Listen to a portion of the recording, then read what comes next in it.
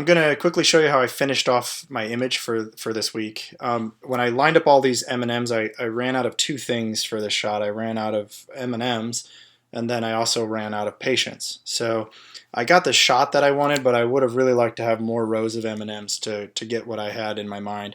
The image I captured was what I was looking for, though. It's got good depth of field, focus up front, and blurry as I get to the back. So I finished this in Photoshop, and I'm going to show you how we do that from Lightroom. I'll go over to Photo Edit In, and I'm going to go edit this in Adobe Photoshop.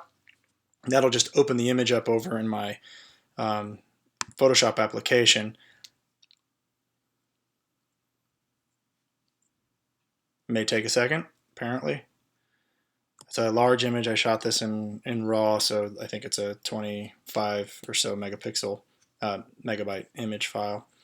Okay, so I'm going to repeat this, and you can see that I've got reds on either end, so I need a brown if I'm going to come over to this side. So what I'm going to do is just capture through here, being careful to grab, not cut off the shadows between these two rows, kind of slice this off as best that I can. Again, keeping my shadow there as much as possible. And I'll go ahead and do Command C, Command V to paste that as a new layer over here.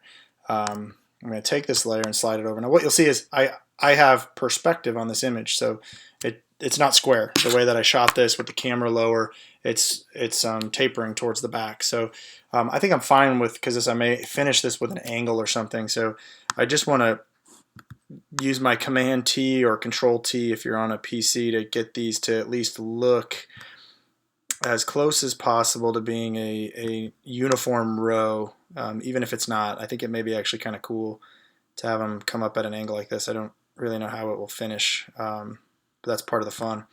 So that looks good. I'm going to go ahead and apply this and sit there.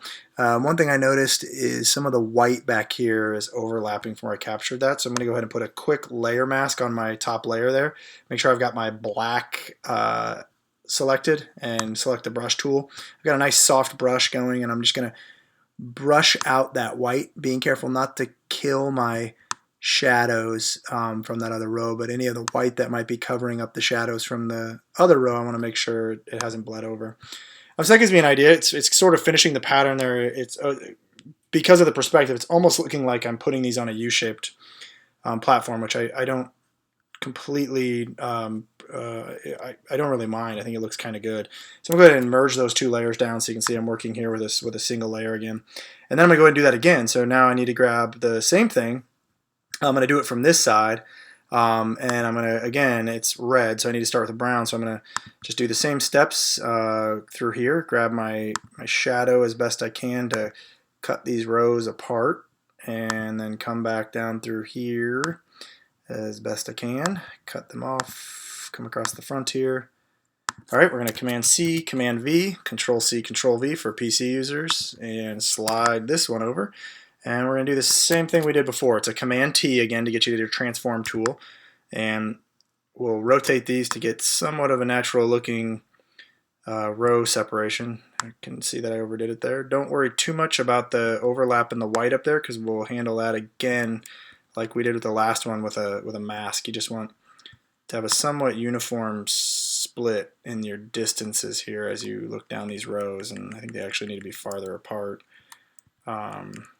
And so as I look at that, it's looking pretty good and uniform with the other side. So I'll go ahead and oops, I didn't want to apply that. As it's still a layer, I'm going to apply this transform. So we'll apply it, and then I'm going to drop a mask on this, make sure I have black ink selected, I have a nice soft brush selected, and I'm going to do the same thing where I'm going to, anything that looks a little goofy here is looking like a line, I'm going to just mask out lightly that area there to make sure I'm not covering up the shadows here. So that looks pretty good. I'm going to flatten those layers, which is a Command E or Control E if you're on a PC.